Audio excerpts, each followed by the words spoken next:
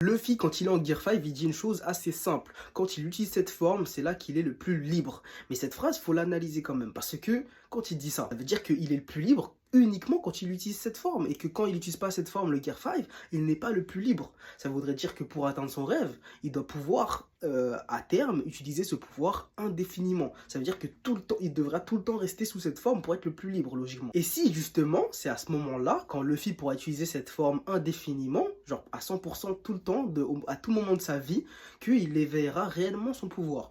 Et que c'est à ce moment-là que Nika pourra prendre contrôle de la personnalité de Luffy. Car plus il utilisera ce pouvoir, plus il aura de contact avec Nika, entre guillemets, et Nika pourra avoir de chances de prendre le contrôle de sa personnalité. Et surtout, comme je l'ai dit dans une de mes vidéos précédentes, est-ce qu'on est satisfait avec le Gear 5 comme il est actuellement? Le Gear 5, là, en gros, c'est passé du Gomu Gomu no Mi déjà au Itonomi modèle Nika Dieu Soleil. Et là, en gros, c'est un mec qui fait le con. C'est un mec qui peut imaginer ce qu'il veut, qui rigole, qui s'amuse. Mais il y a forcément un truc en plus. Parce que c'est quand même un pouvoir. On nous dit c'est le pouvoir du Dieu Soleil Nika. Il y a forcément quelque chose en plus.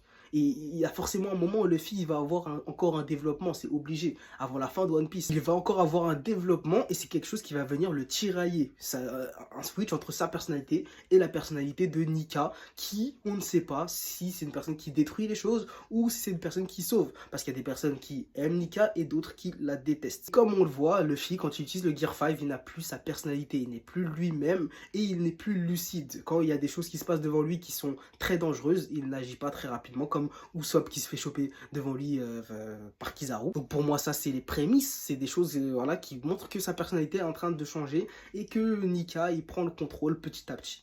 Dites-moi ce que vous pensez de la théorie.